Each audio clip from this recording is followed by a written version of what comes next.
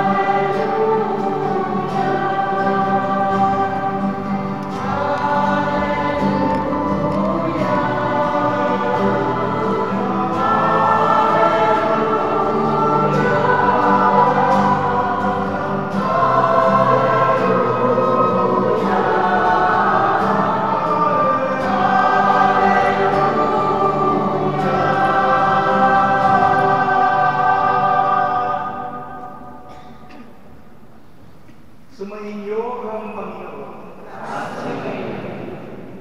Ang mabuting balita ng Panginoon ayon kay San Mateo.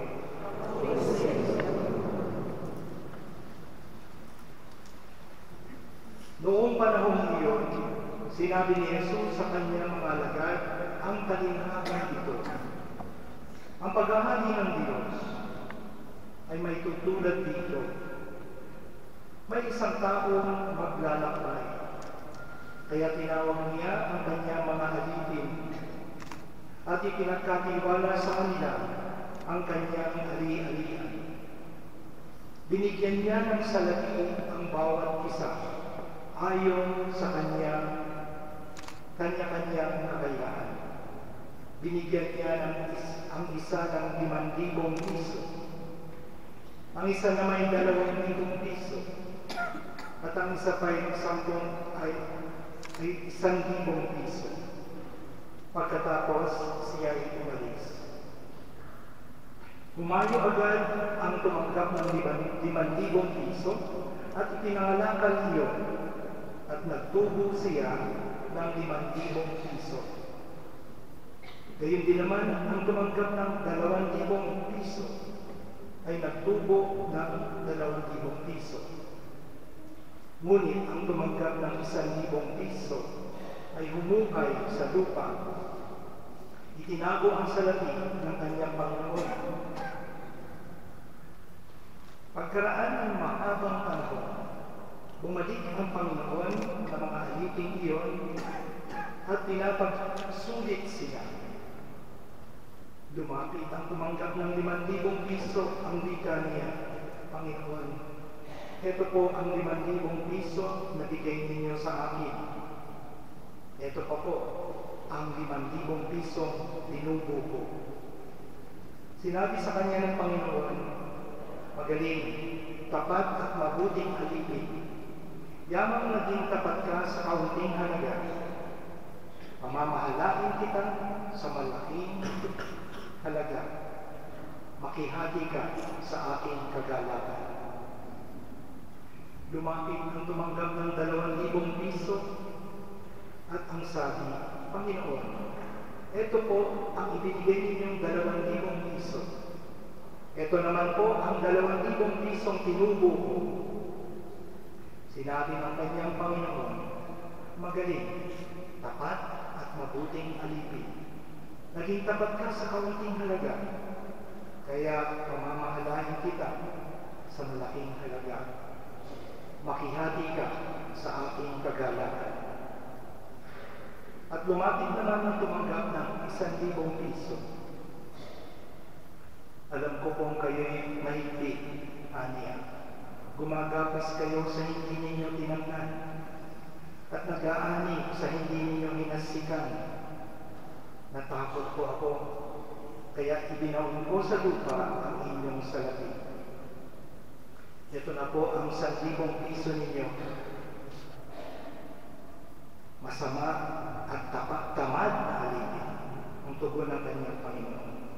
Alam mo palang gumagapas ako sa hindi ko tinangnan at nag-aani ako sa hindi ko hinasikan. Bakit hindi mo yan inilagak sa bangko?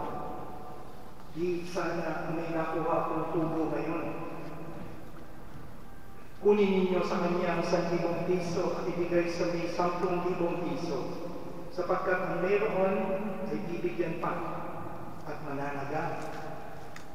Ngunit ang wala, kahit ng kakaunting nasa kanya, ay kukunin pa. Itapon ninyo sa kadiliman sa labas ang aliping walang maguluhan. Doon ay tatamis siya at manangalit ang kanyang bibig. Ang mabuting balita ng Panginoon.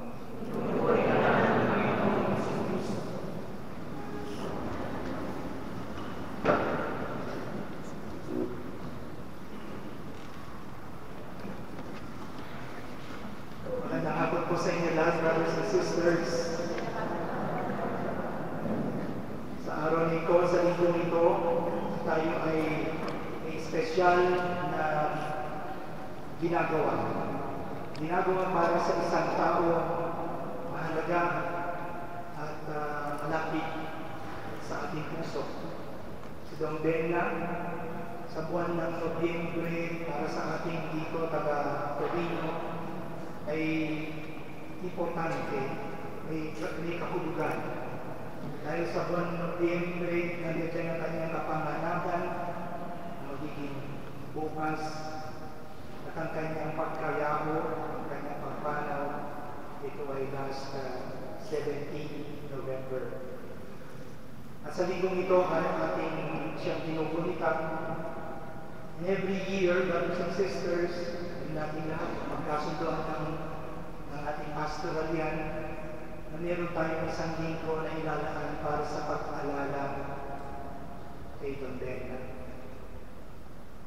Napaganda dahil sa itinuturo sa ating pagbasa ngayon, ating liturhiya ngayon, mga araw nito, mga linggong ito, nauukol ito sa puri ng ating pamumuhay. Habang tayo ay papalapit na sa katapusan ng taon ng simbahan, ang ating pagbasa sa Ebanghelyo ay mga talinhaga. Noong nakaraang linggo, talinhaga ng mga dalaga, may dalang ilawan. Natandaan natin yun.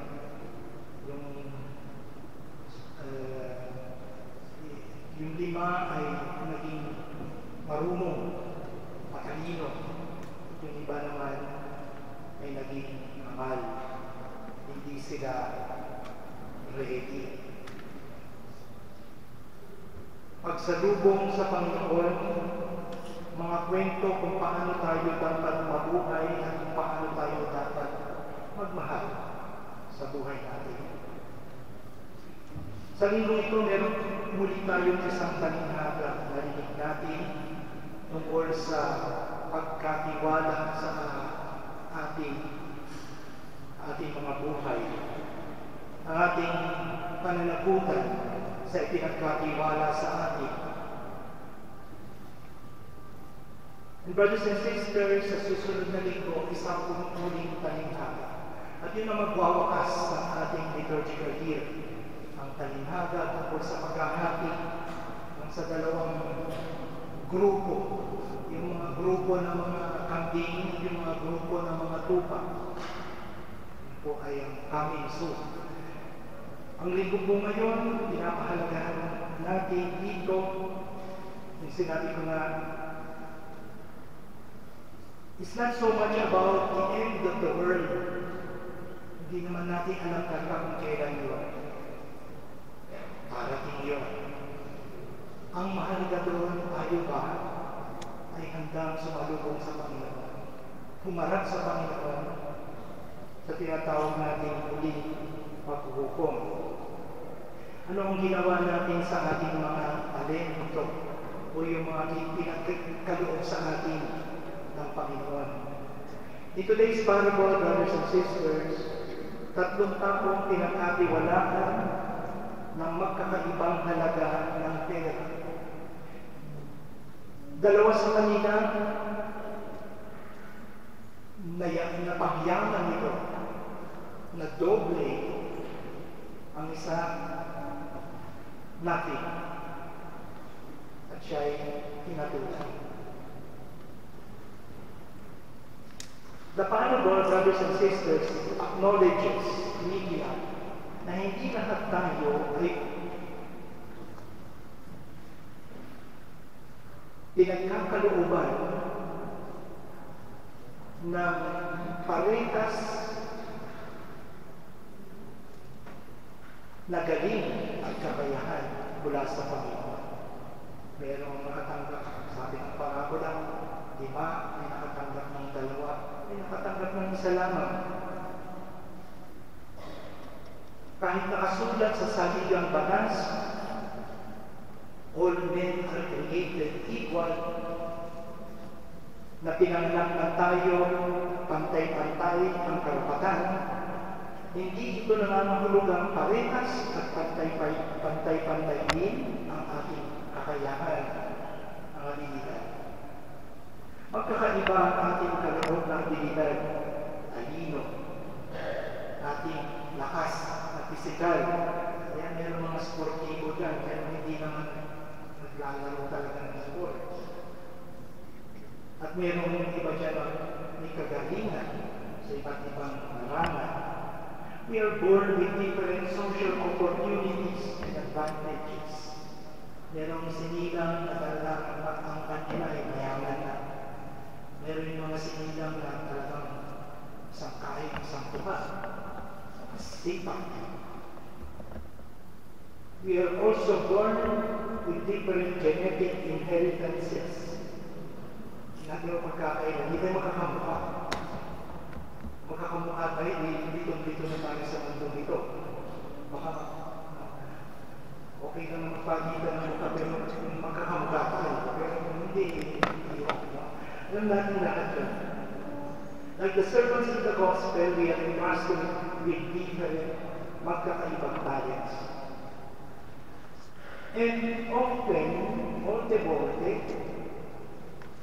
guardiamo le persone che riteniamo molto talentuose, we compare ourselves. Inihahabit natin ating sarili dun sa mas talentado ba? Sa mga may maraming talento, may maraming kakayahan. Hinahabit natin ang ating sarili. At ang pangyayari pa, yung natanggap natin, minamaliit na natin. We compare. Brothers and sisters, I think hindi dapat gano'n. No? Merong ipinagkaloob sa iyo ng Diyos na kakayahan mo at abilidad. Hindi dahil hindi ka nakakapag-solo, hindi ka nakakapag-solo ng highway. No? Ibig sabihin, hindi ka talaga marunong umawit. Kung nakainom ka siguro, makakawit ka, lalakasan mo ito. Yung highway na yun. Not because hindi tayo pwede maging professional na atleta tulad ng iba na magagalit. Si Ronaldo, si Messi, and all the rest. No? Hindi na tayo pwede sumama sa isang squad. Sabi nga yung iba dyan, kaya maglalaro hindi ka naman tubig. Water boy ka, kaya towel boy. Meron kang ginagawa, part of the team ka. Meron kang ginagawa din sa squad. Instead of using the talents that we have, we are always dreaming, nangangarap sa mga kakayahan na wala naman talaga sa atin, hindi pinagkaloob sa atin. Brothers and sisters, yun po yung dapat natin tandaan. Kaya na sinabi sa aming Bible study kanina, yung mga daliri na natin gawin, hindi mo makakaparehas yan, hindi mo ba? Hindi kanya-kanya mga tungkulin yan. So, ganyan din sa ating mga tao, may pagkakaiba. Hindi man natatanggi ang kakaiba ang ating kaloob, ito ay tunay at may halaga. Sa ating unang pagbasa, narinig natin yung mga asal ng isang mabuting asawa na babae. Napakasimple, napakapayat ng mga katangian. Paglilinis, pagluluto, pag-aalaga ng pamilya. Brothers and sisters, yan ang kailangan natin ngayon. Isipin nyo na lang, kung pareho ng mga magulang, kanilang ginagawa, sino ang nasa bahay? Sino mag-aalaga ng mga bata? So, it's important. Sinabi ng ating unang pagbasa, they are treasures. No? These women, virtuous wife, sinasabi, mag-alaga ng pamilya, magmahal ng asawa, maglinis, at mag-maintain ang ating bahay. At ang ating ebanghelyo ngayon goes further. And the question is, ginagamit ba natin ang ating mga kaloob at mga tinanggap mula sa Panginoon sa paglilingkod sa Diyos at sa simbahan? Yung taong tumanggap ng isa lamang, 1,000 piso, hindi naman siya masamang tao. Hindi naman niya ninakaw ng pera, yung kaloob sa kaliwa. Hindi naman niya ito nilustahin. Yun nga yan. Ang tanging malaking kasalanan ay ibinaon niya ang pera sa lupa at wala na siyang ginawa. Siya na pinagkatiwalaan. Brothers and sisters, stewardship, pagtitiwala na ibinagkaloob sa iyo ng Diyos. Pinagkatiwalaan ka. Alam niya na may kakayahan ka. Kahit isa lang yun. May magagawa ka. Dalawang bagay ang maging hadlang sa paggamit ng ating mga kaloob. Una, natakot po ako. Narinig natin. Kasi ibang klaseng pag-draw ni kayo natakot po ako. Meron daw ikalawa, katamaran. Dahil natatakot, dahil tinatamad. Yun po, yung ang nagiging problema kung bakit hindi natin nagagamit ang ating mga kaloob mula sa Diyos. Ang araw ng talinghaga ay maliwanag. Lahat tayo, lahat silang tatlo ay napagkalooban ng mga kakayahan. Para sa dalawa, sa kanila, ito ay naging pagpapala o blessing. Para naman sa isa, ito ay naging kanyang sentensya. Ito ay naging kanyang kapahaman. Ang naunang dalawang alipin ay ginantimpalaan dahil sa mapagkakatiwalaan sila. Dahil may lakas ng loob. Dahil may sipag at tiyaga. Ang katlo ay napahamak dahil hindi siya mapagkakatiwalaan. O hindi siya tumitiwala sa Panginoon niya. Hindi niya kinilala ang Panginoon niya.